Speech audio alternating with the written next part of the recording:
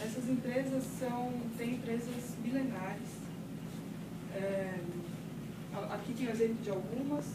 A mais antiga delas é uma empresa japonesa que constrói templos, chama Kongogumi, tem acho que uns 1.200 anos, né? A segunda mais antiga também é japonesa, que chama Roshi, é um hotel.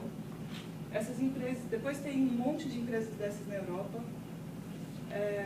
Aqui tem alguns exemplos. Essas empresas são empresas que, em geral, têm começaram com ofícios pequenos. Então, é um hotel, uma casa de chá, uma loja de doces, um ofício de ourivesaria. E, eventualmente, algumas delas acabaram crescendo bastante. São empresas que superaram trajetórias do mundo, trajetórias históricas, crises econômicas, guerras, através de vários séculos. Então, são muito interessantes de se estudar e são um exemplo em termos de longevidade. E o que me chamou a atenção nelas é que a maioria delas é familiar. Inclusive essas mais antigas não tem registro de outras mais antigas do que aquela loja japonesa. São empresas familiares, tá? Essa mais antiga está na 40ª geração de gestão. Então, isso me chamou muito a atenção.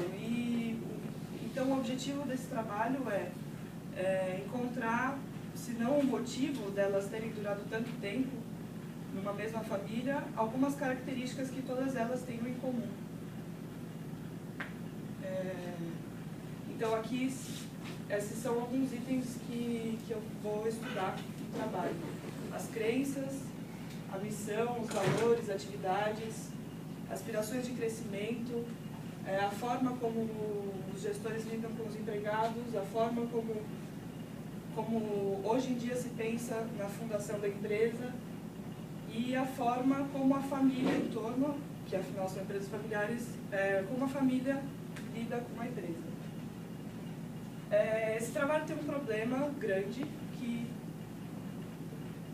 são empresas familiares, então não tem informações públicas, e são empresas de difícil alcance para um estudante de iniciação científica.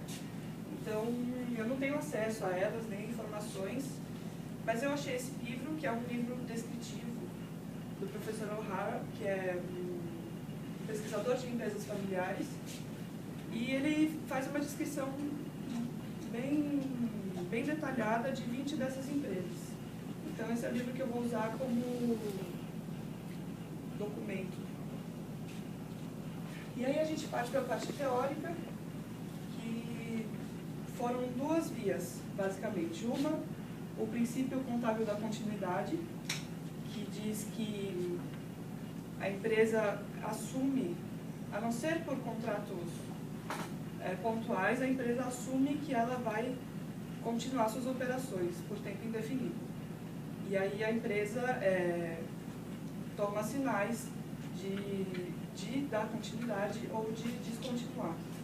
Essas empresas passaram reto por esses sinais, inclusive muitas delas tiveram vários problemas e de um jeito ou de outro continuaram, sobreviveram até hoje. O segundo assunto é da família na empresa. Esse é um assunto bastante delicado, porque não é fácil. Das leituras que eu fiz, eu vi que os processos familiares dentro da empresa se misturam, então não é simples de lidar com isso. E as empresas têm basicamente esse tipo de empresa tem basicamente três questões. Uma é a propriedade, o que ela possui, outra é a família e outra é a gestão da empresa. Essas três faces se juntam, se misturam, e então tudo depende da família ou da empresa achar um equilíbrio entre essas três coisas.